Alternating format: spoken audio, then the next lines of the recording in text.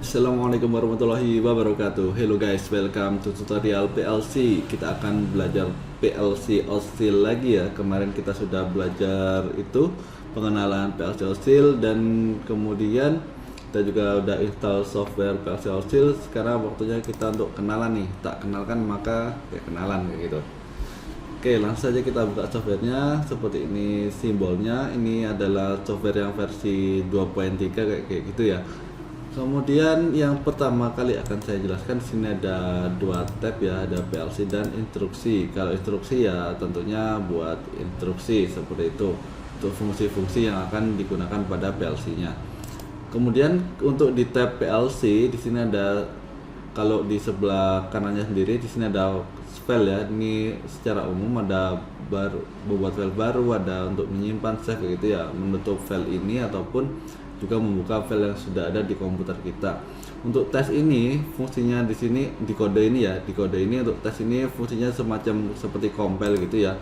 Nah, kalau kita klik maka di sini dapat kita lihat di sini tidak ada kesalahan kayak gitu. Berarti programnya aman. Karena apa? Karena emang kosong kayak gitu. Terus selanjutnya di sini ada PC to PLC kayak gitu ya.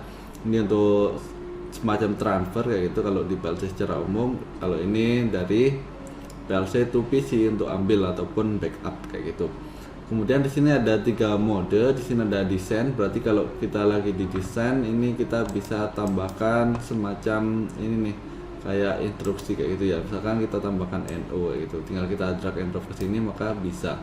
Sedangkan misalkan kalau ini saya hapus dulu, klik kanan hapus. Kemudian kalau ini kita simulasikan kayak gini ya. Nah, ketika kita mau naruh instruksi, nah ini dia juga apakah bisa, kita coba klik drag and drop di sini. Nah, dia nggak bisa karena dia lagi mode simulasi ataupun mode online lah. Kalau online ini harus terhubung dengan PLC-nya, terus tentunya seperti itu ya. Kita ke desain lagi. Nah, kalau ini lagi di desain, nah maka dia bisa ditambahkan sebuah instruksi seperti itu. Itu fungsinya dari mode. Kemudian di sini ada layout. Di layout ini ada instruksi, kemudian ada juga pungut data. Ini semacam untuk pemberian alamatnya kayak gitu ya. Misalkan ini kita tambahkan NO, maka ini kita juga tambahkan misalkan S1 alamatnya. Kita drop ke sini juga. Kayak gitu caranya.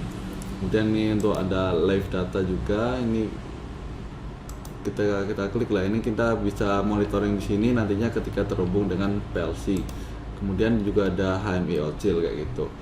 Kemudian kita masuk yang sebelah kiri sendiri nih. Untuk bahasanya di sini kita bisa pilih ya, karena ini buatan anak negeri jadinya ada bahasa Indonesia kayak gitu. Semoga nantinya terus berkembang untuk teknologi-teknologi yang ada di Indonesia kayak gitu.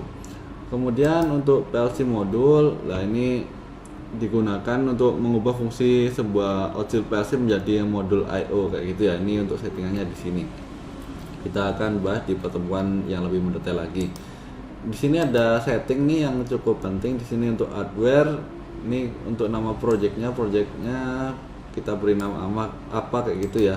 Terus hardwarenya ini kita pakai yang versi Uno ataupun Nano, versi 2 sampai versi 5 juga ada kayak gitu ya. Ada juga di sini yang terakhir yaitu versi Mega yaitu ya. Kayak gitu. Yang saya gunakan nantinya adalah versi Mega ini.